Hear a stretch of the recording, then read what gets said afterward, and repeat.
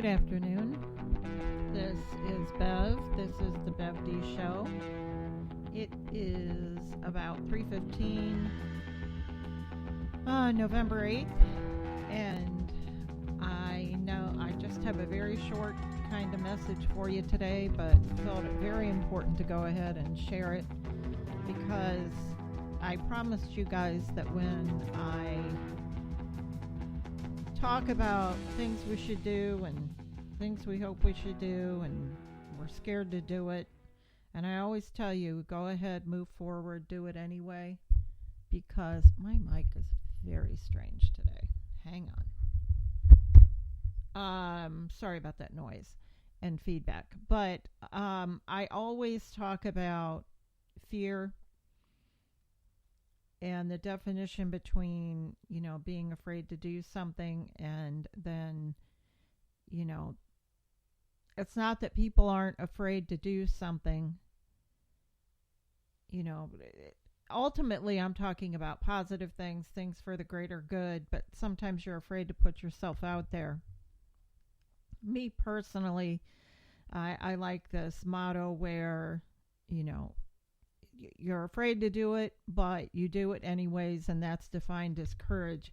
And I had to live through that today. And how that happened is I have a children's book that I'm publishing, and I sent over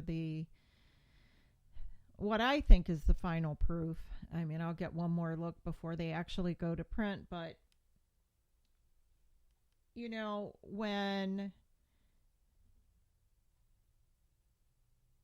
when we do things, decide to do things, especially when it's something that you created, something that you've put yourself out there. And you look at clothing, music, books, baking goods, I don't care, anything that someone created and they're putting it out there for people to purchase. You're putting yourself on the line. And when you're doing, when you're starting up a business like I am, publishing business and broadcasting business like I am, there's so much self-doubt. And that self-doubt gets mixed in there, in the mixing bowl with some fear. And then there's a thing I call the self-doubt, the shoulda, coulda, wouldas, should I, and you can talk yourself right out of it. And before I hit send today, I had been through edits and re-edits of this children's book, and they're very simple books. I am not an illustrator, but I know that the stories that I want to tell, they're very simple. But the messages, I've read this book so many times, and I've held on to some of these children's books. This one in particular, I looked at it, I was pretty surprised. It's been 20 years. And now when I get right down to it, I have changed, edited, did whatever I could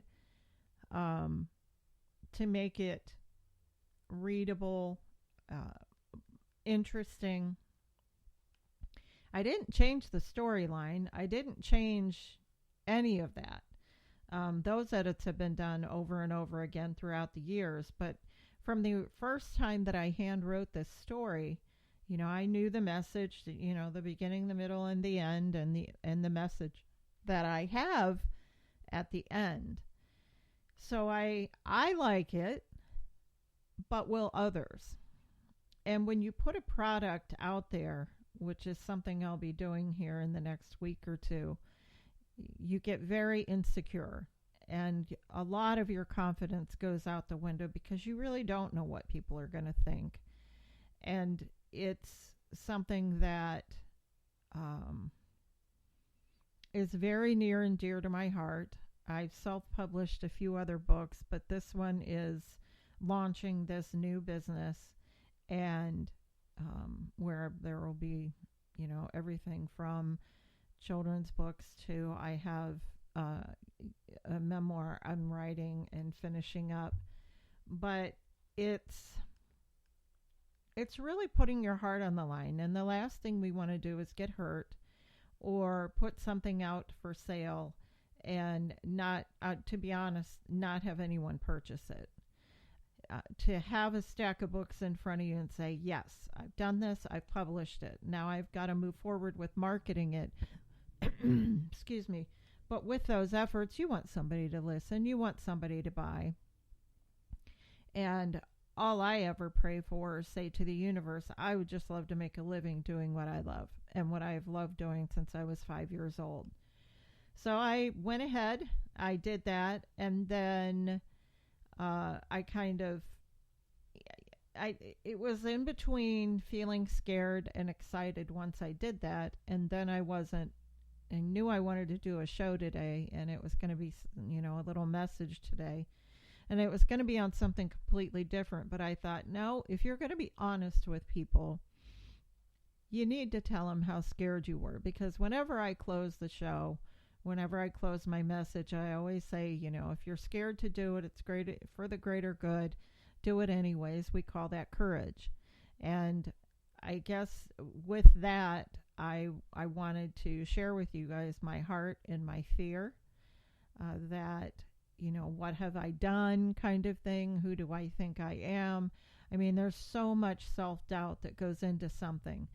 And it's the same feeling that you get when you're resigning from a company and you've been secure doing something for a period of time, and now you've decided to do something different.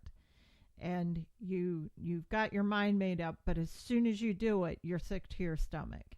And today I went through all of those emotions, and then the only thing that saved me and was able for me to come to this microphone and tell you about it is, with reaching out to the universe, prayer, talking to God, because I don't, I'm always getting new listeners.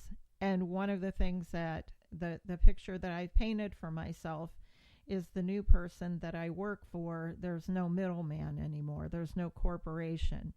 It's I report to God. And this is giving me the opportunity to do what I feel, the gifts that he gave me that I'm moving forward with. And I've tried this before, and fear has always, always backed me away from it. So there's a little bit of adversary, you get those demons in your head. There's a little bit of those folks still hanging around. And they can be the voices in my head that say, who do you think you are? You're not good enough. Whatever it is that causes us to feel bad, all those voices come into my head too. But the way that I combat them is to say to God, right while it's happening, let's say I look in the mirror and I'm looking at my makeup and I'm getting ready to leave, and I hear a voice that says, who do you think you are? On any level, publishing books, and there will be soon to be a newsletter. And as soon as that happens, if I can continue with this habit, I say, God loves me, and so do I. And it's something, or Jesus, I love you. It can be something that simple, because those two thoughts, you can really only have the one at a time. You might have a whole bunch of thoughts racing, but they come in steps, and you can only have one at a time. So I always have this little battle going on, because I am alone. Through this venture. I mean, of course, I have the support of my boyfriend, but this venture is something that this is it. I said the other day, I was motivated by death. I don't want to be sick on my deathbed saying, why didn't you just do that? Why didn't you just try that? I don't want to have that feeling. And I can tell you that it is something that I don't know why. I mean, you look at, superior athletes and things like that. And especially now with social media, what keeps them going? What motivates? What keeps them going? and builds their confidence within them. And it's the support of fans, but now with social media, my gosh, I mean, they're getting torn up all over the place. Whether they're liked or not liked, they can still have a bad Sunday if they're a football player, and even somebody that respects them can tear them down. But they have a team. And I guess that, working out of my home, doing this, my team would be myself, my printer, my support system being that of my boyfriend, and books. I read books. I read about people that started out with nothing and knew that what they were doing, no matter what, this is what they were doing. They were going to move forward. Oh, I didn't mean to leave my dog Tanner out. He's out there barking. So he's my support system too. But he listens a lot. So we must be getting a package delivered or something because he's really going crazy. But I just wanted to share that with you guys that I'm not just somebody who's, a bunch of lip service and saying all of these things that seem like they make sense. That maybe I read before or maybe I heard before. I'm living this. I, on a daily basis, have to motivate, discipline, and push myself. Or if I don't do it, the little red hen, it isn't getting done. Now, maybe I'll get to a point to where someone can join as a partner or a team member. But right now, in order for these things to get out the way that they are and happen, it's me, myself, fear, and confidence every single day. So I wanted to share that with you. Starting out with fear and courage and saying that, but on the other side of that is it's an exciting day. I mean, it's November 8th, 2021, and I am finally publishing this children's book that means so much to me. It was written, I wrote it on what would have been my mom and dad's anniversary. And it's another one of those things where I had a pencil and paper and it started from the top and went to the very end. And if you looked at that original handwritten copy, what's going to be in print isn't really that much different. So I always feel like God and the spirits, my mom and dad, I feel like they're pushing me as well. I lost my two brothers, my sister-in-law, and grandparents, and aunts and uncles and cousins are up there. So when I'm writing, that's when I feel like, wow, where did all these words come from? How did this, and I really feel that when I'm writing and when I'm speaking, I am connected to them. And I feel very blessed to be able to say that. So I wanted to come out today and, announce the news. I'm very excited that this is coming to a reality. I pray that, people will be interested, that people will want to buy the book. It's a children's book, but it's the kind of book where I read so many hundreds and hundreds and hundreds of books to my girls. And there were certain authors that I loved reading their books. I, as an adult, could not wait to get another Cynthia Rylant book. And she writes stories and digs deep into your heart.